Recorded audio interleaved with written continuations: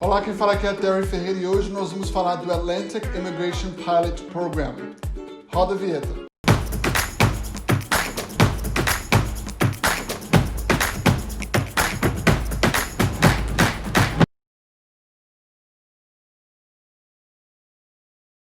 Depois de muitos pedidos, decidi então falar sobre o programa piloto do Atlântico, o Atlantic Immigration Program. É um programa que foi criado alguns anos atrás e foi renovado por pelo menos mais 2 anos em 2019 pelo governo federal. Lembrando que existem 4 províncias no Atlântico canadense, que é Newfoundland, Labrador, Nova Scotia, Prince Edward Island e New Brunswick. Então esse programa é um programa federal, existe o PNP, que são os provinciais, obviamente, de cada província, mas esse programa é federal e inclui essas 4 províncias. Então esse programa é um programa diferente, talvez, do programa PNP de Nova Scotia ou de New Brunswick. É um programa federal e que o PR sai em média em aproximadamente 6 meses. Hoje eu quero falar com você, explicar para você como funciona esse programa e nós vamos dividir nosso vídeo em 3 partes. Primeiro, as vantagens e desvantagens do programa. Segundo, como funciona o programa, então as 3 streams do programa. E terceiro, como aplicar. Então, obviamente, a primeira questão é qual que é a vantagem de aplicar para o Atlantic Immigration Pilot, é conhecido como AIPP, do que os outros programas de residência permanente. O primeiro ponto é que o nível de inglês é baixo. Então, CLB 4, diferente do Express Entry, pelo menos, que exige no mínimo, se for pelo Canadian Experience Class, um 5, se for para o Federal Skilled Worker, um 7. Então, a diferença é a nível de inglês. Obviamente, a outra questão é que o programa do Atlântico tem um stream que aceita NOC C.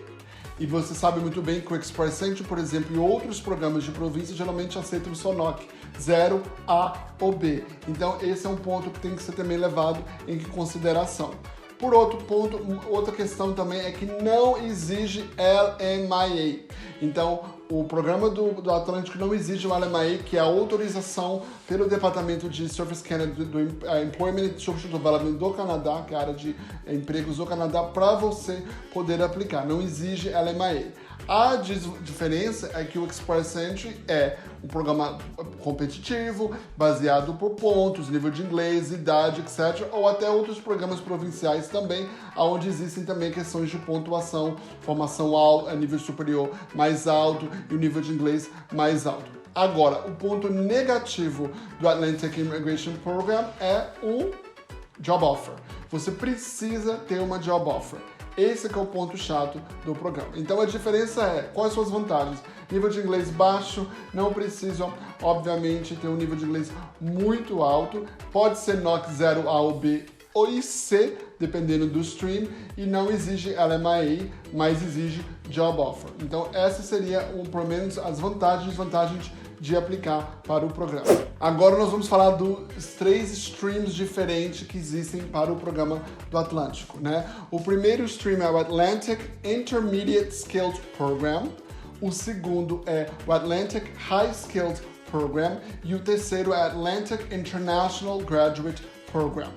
E eu vou explicar a diferença de cada um, qual a vantagem e desvantagem desses programas. O primeiro é o Atlantic Intermediate Skilled Program. Ele exige que você tenha uma job offer full-time, ele exige que seja permanente, NOC 0, A, B ou C. A vantagem é isso. Além disso, você tem que ter pelo menos 1 ano de experiência na função do job offer. Então, se você está recebendo uma job offer no NOC X, você tem que ter experiência naquele mesmo NOC pelo menos 1 ano. Lembra que 1 ano são 1.560 horas, né, nos últimos 12 meses, que são calculados 30 horas por semana. Então você tem que ter pelo menos 1 ano dentro dos últimos 3 anos de experiência.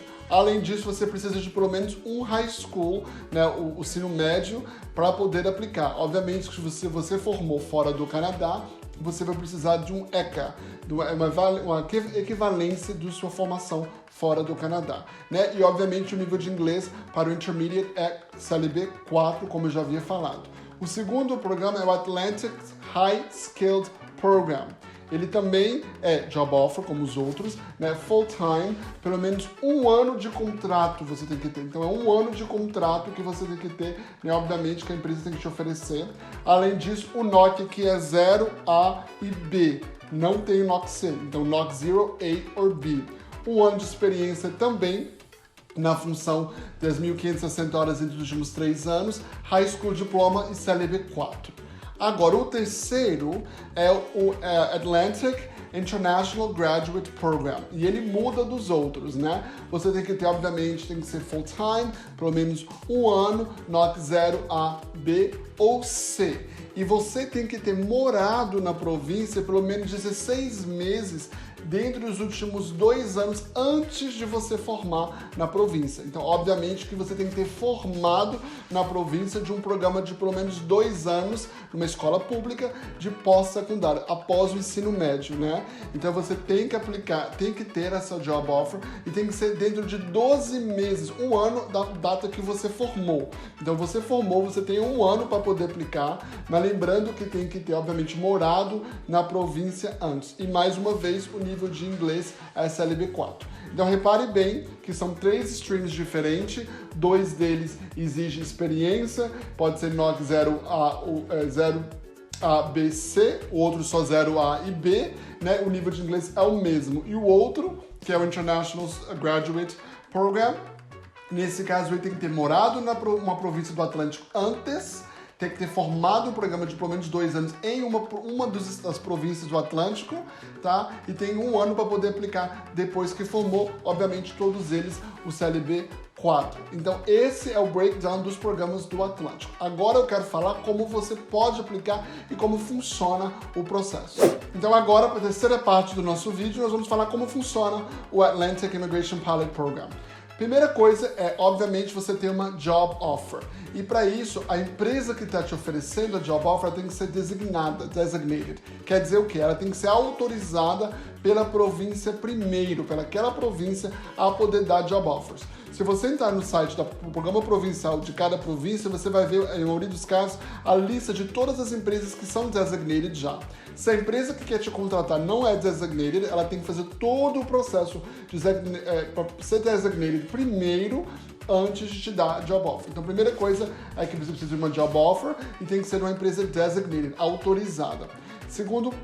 Depois disso, segundo ponto, a empresa te oferece a job offer. Então você tem que ter certeza que você qualifica para um desses 3 caminhos que nós mencionamos. Então, primeiro a empresa te oferece o job offer. Obviamente que a província não te ajuda a encontrar nem o programa, uma oferta de trabalho. Você tem que fazer sua pesquisa, ver que empresas que são designated ou não, e obviamente aí, uma vez que a empresa for designated, ela te oferecer a oferta de trabalho, você poder aplicar. Terceiro ponto, uma vez que a empresa é designated, te oferecer a oferta de trabalho e você qualifica, você obviamente pode então procurar para uma agência da província, uma empresa da província, uma organização que faz o Settlement Plan. O que é Settlement Plan? Settlement Plan é um plano de adaptação, um plano de chegada na província. Isso é exigido, tá? E é feito juntamente com uma das empresas, das organizações que são afiliadas da província. Então, o que é o Settlement Plan? Por exemplo, Manitoba pede até hoje, né? Settlement Plan é mostrar onde você vai morar, sobre trabalho, se você precisa de licença ou não, se seus filhos vão com você, onde eles vão estudar, e todo esse plano de adaptação.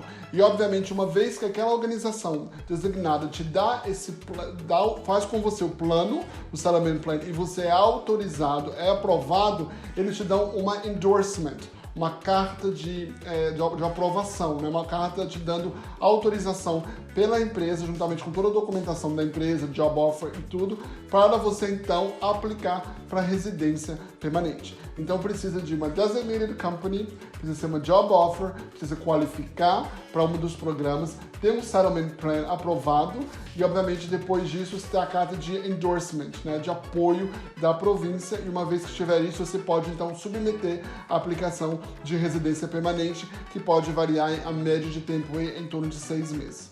Você já aplicou para o Atlântico? Já visitou o Atlântico? Deixa o seu comentário, deixa o seu like, compartilhe o vídeo e coloque o sininho para trocar, que todas as vezes que eu fizer um novo vídeo sobre imigração canadense, você ficará sabendo. Um forte abraço, até o próximo vídeo. Tchau!